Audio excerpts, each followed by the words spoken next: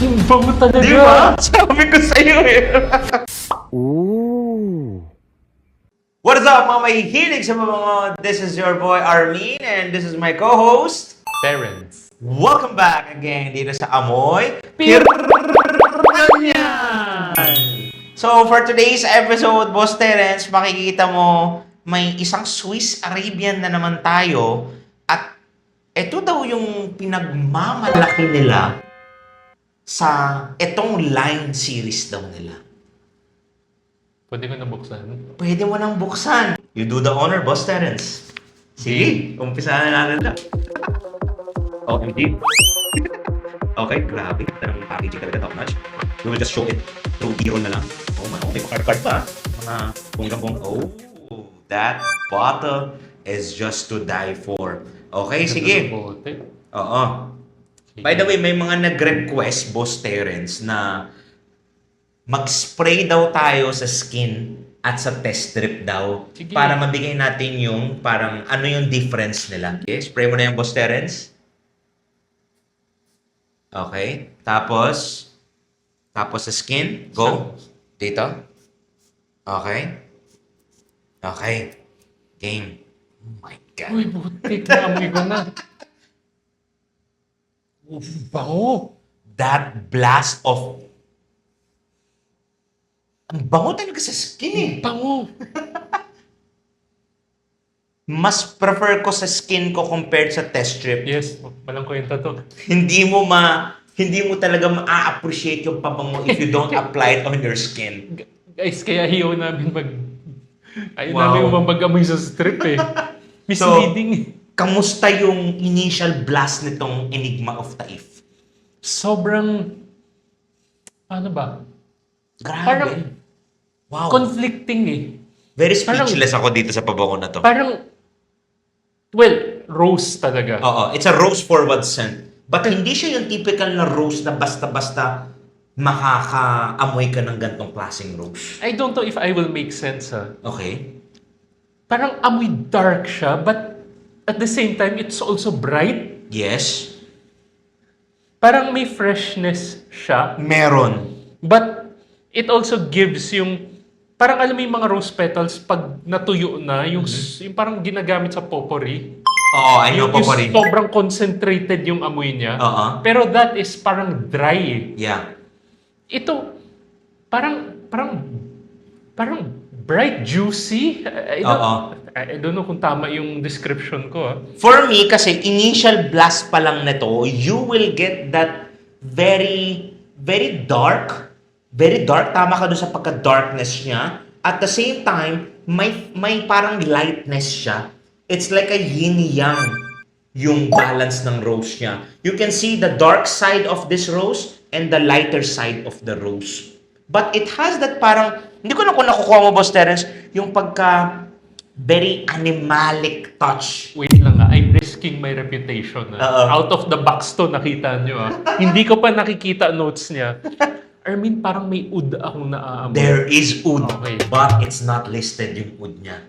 Kala ko gunig, pero Grabe, andyan no? eh, di ba? Nakukuha mo yung pagka parang, may pagka, yung parang dirtiness ng oud. Do you find it animalic or not that much? Meron, pero dahil nabalanse ng rose niya, wow, it's a good take on the rose and oud combo. Sobra. May maaamoy ka din na may pagka-herbaceous feel. Nakukuha mo yung parang herbaceous. Yung parang, may pagka parang lavender or may pagka mentally facets ng the side of the rose. Lavender na pick up ko. Oo. It has that, may maaamoy ka din na may pagka-konting sweetness. I don't know that sweetness coming from the vanilla. There is this parang sweetness underlying going on para hindi ka maboring na parang, ay, rose lang pala yan. No. It has that parang yung tipong kasi ang quick tour lang tayo sa Taif Rose. Ang Taif Rose kasi, it was originated dati sa Iran, sa Shiraz and the other cities. But now, it's already a lot of farms na mahahanap mo, based na siya sa Saudi. So that's why sa Saudi, pag bibili ka ng Taif Rose, it's very expensive at ginagamit lang ito sa mga very luxury type of perfumes. Armin, nagkaka-goosebumps ako. Nakita mo. Oo nga, taas ka ng goosebumps mo. Alam mo, It has that may maaamoy ka talaga na may pagka, yung tipong parang ikaw lang yung parang special na parang ginawa tong tao para sa'yo. Parang ikaw na yung parang hari eh, ng isang bansa eh. Alam mo, pag napanood niyo yung previous video namin, yung sa Essence of Casablanca, Yes. obvious naman na parang hindi kami masyado na-overwhelm ni Armin doon, di ba? Yes. Actually, after noon, aaminin ko, medyo ni-write off ko na tong Cities Collection Na nila. parang na-disappoint ka, no? Pero yun nga sinabi Armin, Boss Terence, wag mo munang sukuan yan. Amuyin mo tong Enigma of Taif ba? Yes. Matagal ko na sinasabi sa'yo, sabi ko kay Boss Terence, you need to smell and get your nose dito sa Enigma of Sobrang Taif. quality nito. It has that parang, hindi lang speaking of quality, it's like you're paying a very luxury perfume sa mid-range price niya. Alam mo, Grabe. it gives, di ba, yung isa, yung Essence of Casablanca, parang white grapes, parang white wine. Yeah. Ito parang red wine. May may pagka-red wine. Yung sinabi mo red wine, actually hindi ko naisip yun. Yung sinabi mo lang, dun pumasok sa isip ko na naamoy ko. Meron kasi akong napipick up na fruit eh. Hindi ko lang talaga ma-distinguish kung ano siya. May parang, hindi ko alam kung nakukuha mo dito. It's a purple color yung nakikita kong fruit dito. It can be maybe a plum, Plum? or it can be something family of parang berries. Basta, hint lang siya eh. Na hindi mo talaga siya mapipinpoint kung ano siya. May nakukuha ka bang konting, sa going to the mid to dry down na to, tong stage na to, do you get that parang little bit of peppery touch? Meron. There is this parang konting bumubuga na peppery. Meron. But for me, ano mo yung tipong peppery na, I think that's coming from incense or maybe a pink pepper or black pepper Pink yung pepper. ginamit dito? Parang pink pepper for me ah. Pink Yung pepper parang for you. Medyo bright yung putok niya Oo, eh. yung medyo tart, medyo asim eh. Oo. Hindi katulad ng black pepper kasi medyo may pagka-smoky yun eh. Or poppy lang eh. Poppy Parang- lang oh. Ito, it has that parang May sourness brightness, eh. may lightness to it. And also, it reminds me of parang yung tipong, hindi ko alam kung naranasan mo na yun. Especially sa mga Arabo kasi, if you see mga videos, yung tipong bukur, Boss Terence, pag naglagay sila ng parang mga charcoal doon, tapos susunugin nila, tapos yung tipong gagantuin nila yung loob ng damit nila, pinausukan nila na parang, mafe-feel mo talaga dito na parang, you are one of the persons out there that very special na ginawa tong pabango para sa'yo. Gets ko yung sinasabi mo. Guys, pag sinuot nyo to, parang pag pumasok kayo ng kwarto, kayo na star of the show eh. Yes. Parang ikaw, sasakupin mo na yung buong room eh. Yes. All attention will be on you. Not everyone is a rose lovers. Usually kasi pagdating sa rose, usually mga babae nagsusuot, di ba? Tama o mali? Yes. For me, based on my experience, babae lang nakaka-appreciate ng mga rose. Siyempre, pag nagbibigay tayo sa Valentine's Day or anniversary, we give roses, Gets diba? ko sinasabi mo. Kasi Oo. ako, lately lang ako nagkaroon ng hilig sa florals and roses eh. Yeah. But this, with the oud, Oo. it's so Sobrang sarap unisex suotin. siya, pero dahil sa oud, masculine eh. Oo. Parang mas na-appreciate mo na yung oud and rose Boss vibes combo, no? eh, grabe. Ay, Hindi- ang ganda nito. Sobrang quality for me pero I didn't expect na ganito yung made-deliver ng Swiss Arabian when it comes to the name itself, Enigma of Taif. Teka I lang. think there is a reason. Check out na lang ako. Speaking of Sobrang panalo talaga. the juice, makikita nyo sa juice nito, tingnan mo yung juice color niya, Boss Terence. That's the result of maybe they use a very natural ingredient of Taif rose. Kasi ang Taif rose, alam mo ba, sobrang mahal ng Taif rose yung oil.